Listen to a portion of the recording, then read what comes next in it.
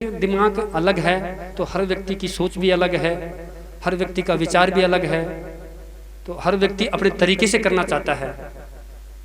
ये क्या है? ये एक अहंकार है। और जब मनुष्य के शरीर में अहंकार होता है तो उसका जीवन खुशहाल कभी भी नहीं बन सकता है। वो चाहे मन में खूब खुश हो रहा होगा कि मैं इतना वो हूँ, मैं इतना वो हूँ, लेकिन वो खुशहाल नहीं हो सकता। किसी संत ने कहा है, तिरुवल्लुवर संत थे साउथ के, बहुत पहले की बात है, हजारों वर्ष पहले की। उन्होंने कहा था उस मनुष्य का ठाट बाट, उस मनुष्य का ठाट बाट और उससे लोग प्यार नहीं करें तो वो गांव के बीच के अंदर उगा हुआ विष का पेड़ के समान है। यदि आप गांव के अंदर हैं और आप अपने धन दौलत के अंदर बस मद में चूर हो रहे हैं और पूरा गांव आपसे प्यार नहीं करता है तो वो बेकार है सब चीज। तो इसलिए हमें उस जीवन को खुशहाल बनाने के लिए अहंकार को त्यागना पड़ेगा, तभी हम जीवन अपना खुशहाल कर पाएंगे। और ये एक ऐसी, मेरी दृष्टि से ही नहीं बता रहा हूं मैं, एक मानवता दृष्टि के कारण वास्तविक एक ये बहुत बड़ी विकृति है। और जो ये विकृति है अहंकार की, ये आज के मनुष्य की एक सहज प्रवृत्ति बनती जा रही है कि हर व्यक्ति इस चीज में चूर है।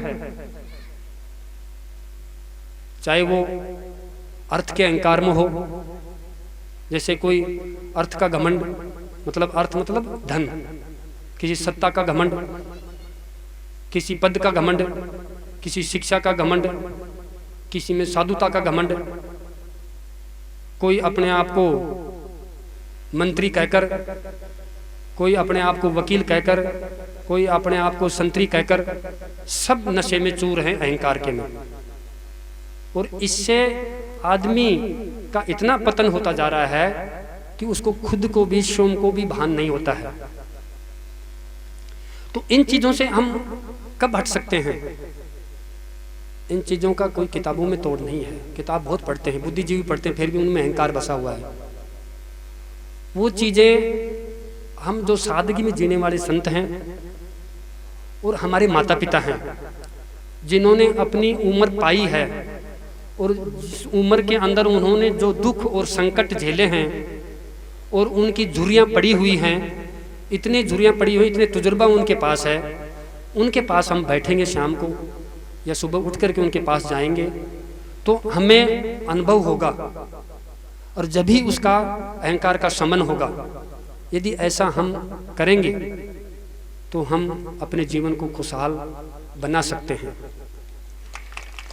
क्योंकि इसी वजह से हमारी जो सनातन संस्कृति रही है और हर कर्म को उसे धर्म से जोड़ा है, वो इसी वजह से जोड़ा है कि हर व्यक्ति कोई भी कार्य करे धर्म को पहले धारण करे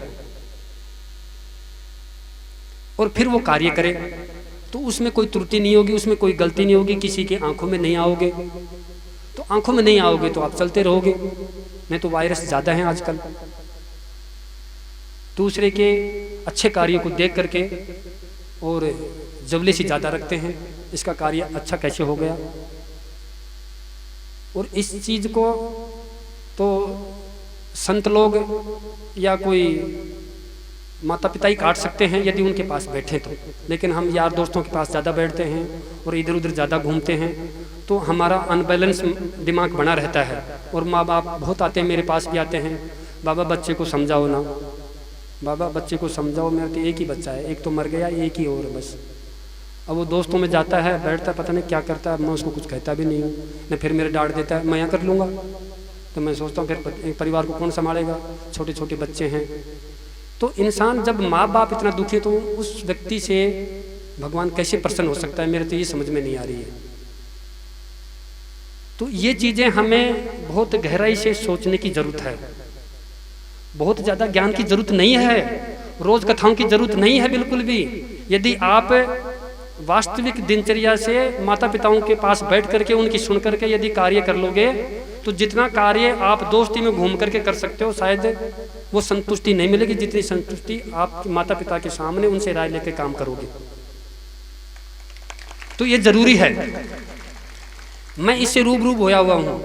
आप जिद्दी करते हैं मुझे ये लाके दीजिए, मुझे वो लाके दीजिए, ऐसा नहीं करना चाहिए।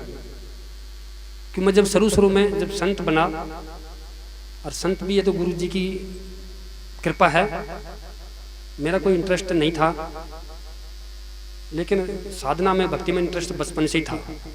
साधुओं के दर्शन करने में बहुत इच्छा शुरू से ही थी, लेकिन मुझे ये नहीं पता था इतने बड़े संत मिलेंगे और इनके चरणों में मुझे एक्सेप्ट भी कर लेंगे, ये मुझे अपना भी लेंगे।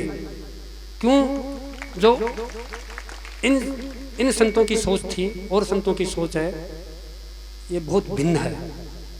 इनका एक पल का पता नहीं पड़ता था, कब नाराज कब राजी, बिल्कुल पता नहीं पड़ता था। चाहे अच्छे से अच्छे दिग्गज से दिग्गज इनकी सेवा करते रहो, चाहे इनके सिर पर बैठे हुए हो, 1 मिनट में कब फेंक दें।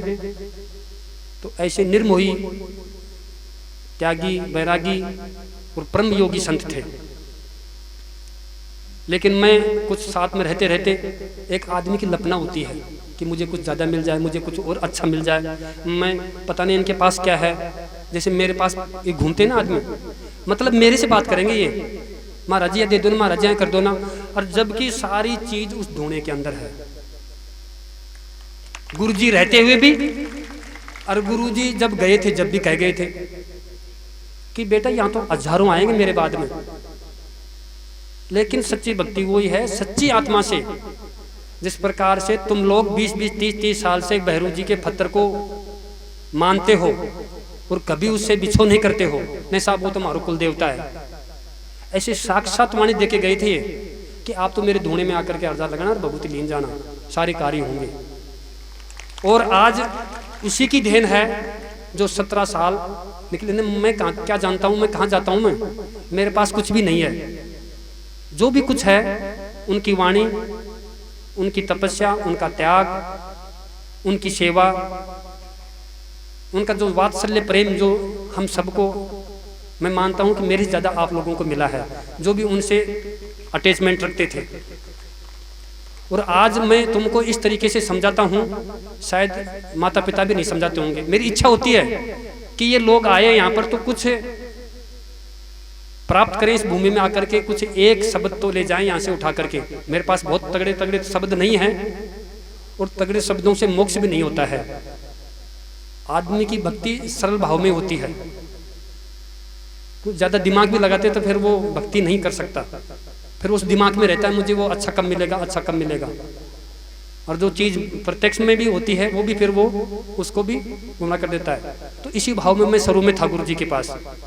तो मैं गुरु जी को न कह करके, माताएं ज्यादा पास में रहती थी तो माताओं को मैं कहता था, कोई डोकरी माता आती थी, माता जी मेरे बारे में पूछना बाबा ने, मेरे को बहुत दिन हो गए यहाँ साधु बने हुए, मेरा क्या सलीका करेंगे, मैं मुझे भी कोई मंत्र दो, मैं भी मंत्र की साधना करूँ तो कि धरती उल्ट पुलट कर सकूँ, दुनिया ने चमत्कार दिखा सकूँ। ये थॉट थी मेरे दिमाग में, जबकि ये थॉट बहुत गलत है। हमारे बच्चों की भी थॉट गलत है।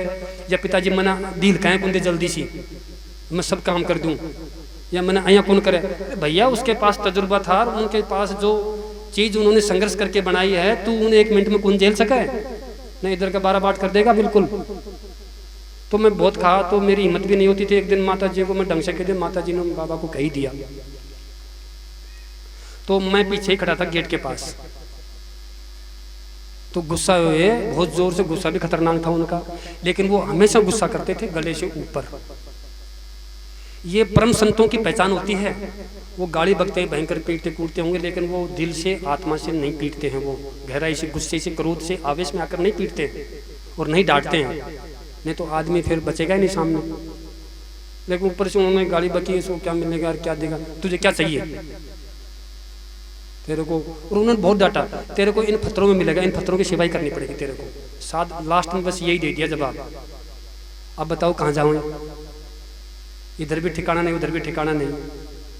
ठीक है, जैसे भी गुरु जी की मर्जी है।